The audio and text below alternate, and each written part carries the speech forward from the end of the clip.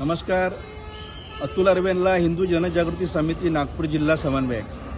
आज माननीय जिल्हाधिकारी कार्यालयामध्ये आम्ही सगळे आलेलो आहोत. लव जिहाद हा जो कायदा आहे, ज्याप्रमाणे उत्तर प्रदेश आणि राजस्थान सरकारमध्ये हा कायदा तयार झाला, राज्यामध्ये कायदा लागू झाला आहे, याच धर्तीवर हा कायदा महाराष्ट्र राज्यामध्ये देखील लागू व्हावा अशा मागणीचं निवेदन माननीय जिल्हाधिकारी कार्यालयामध्ये आम्ही आता सगळ्यांनी दिलेलं आहे. आज लव जिहाद एक महाभयंकर असं संकट आपल्या हिंदू मुलींवर आलेलं आहे. यासाठी आपण 2022मध्ये एक मोठा जनसंघर्ष मोर्चा नागपूर अधिवेशनावर काढलेला होता आणि त्यानंतर 35 मोर्चे देखील अनेक संघटनांनी देखील काढलेले आहे. सगळ्यांची एकच मागणी आहे की हा कायदा या अधिवेशनामध्ये पारित झालाच पाहिजे. आज लव जिहाद आपण बघितलं तर एक महाभयंकर संकट आपल्या हिंदू मुलींसाठी, भगिनींसाठी आहे.